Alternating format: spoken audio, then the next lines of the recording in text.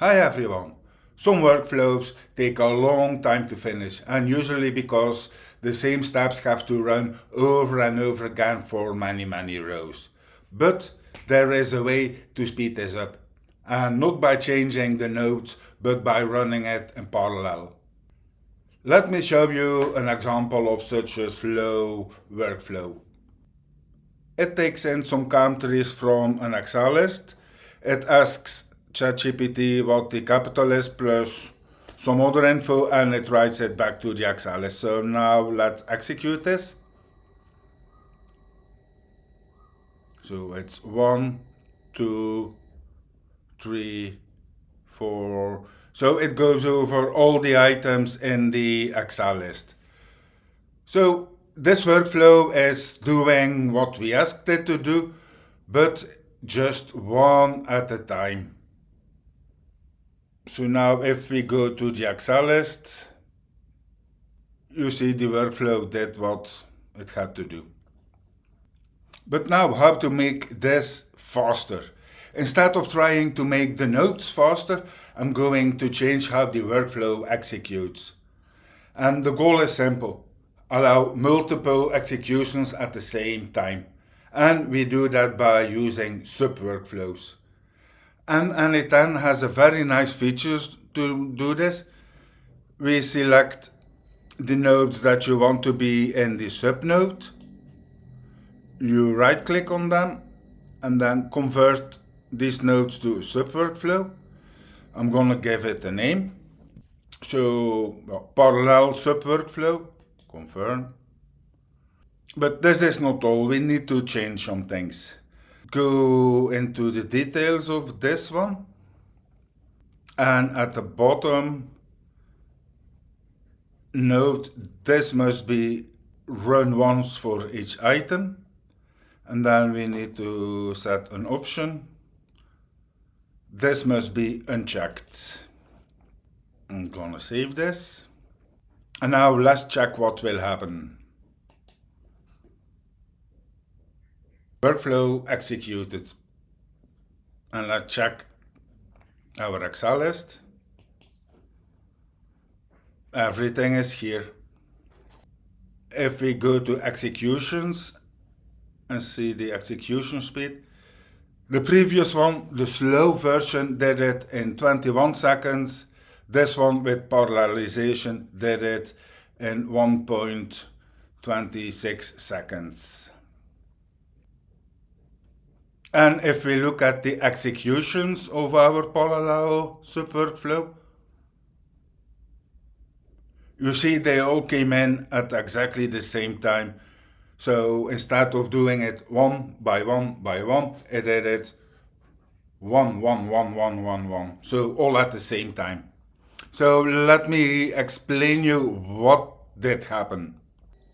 So for the slow workflow, it took the first row, it asked ChatGPT, hey, what is the capital?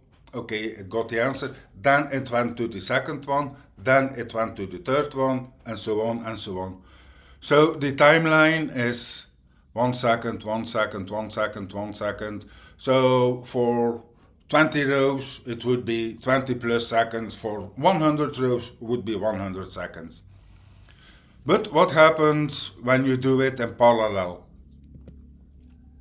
Instead of asking it once at a time, it asks 10 questions or 20 questions or whatever questions at exactly the same time. And ChatGPT can handle this because its rate limit is 20 or 2 million tokens per minute.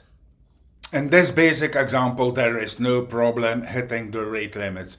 But let's say, what if your API endpoint has rate limits? For example, a rate limit of 3 per second. That can also be solved. I'll show you how you can do it.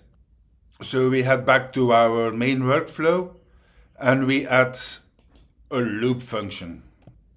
And I said it had a rate limit of 3, so we use 3. And then here we need to change some things. So it had a rate limit of 3 per second, so we wait for 1 second.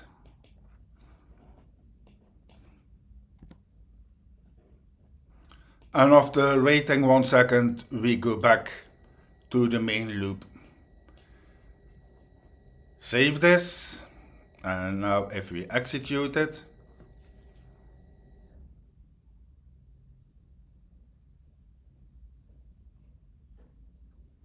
it did it. So it hits the sub workflow with 3 items instead of all of them. It waited 1 second, then 3 items again, 3 rows again, and 3 rows again.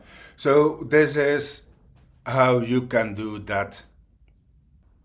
But now you may think, oh, this is the holy grail, this will solve all my problems. Let me tell you something. I said, this is not the holy grail that will solve all your problems. Why? Because there are rate limits. Some APIs might have a maximum request per second or maximum tokens per second. So you have to fine tune the maximum entries that can hit the sub workflow. It also has a boundary for resource limits. The more workflows you run parallel, the higher the memory and CPU usage of your N8N instance. And also, error handling is a bit more difficult. It's much harder to debug. So, when to use it? Each item is independent of each other. So in my example, it was row 1, Belgium, row 3, blah, blah, blah. So they are all independent of each other, so it's no problem. The order of execution doesn't matter, so it can be that the first row gets its result, then the fourth row, the fifth row, the sixth row, the second row. It doesn't matter. And it's also useful when speed is more important than simplicity. So this was it for this video. If you like it, please subscribe and stay tuned for more videos on this channel. Have a nice day. Bye.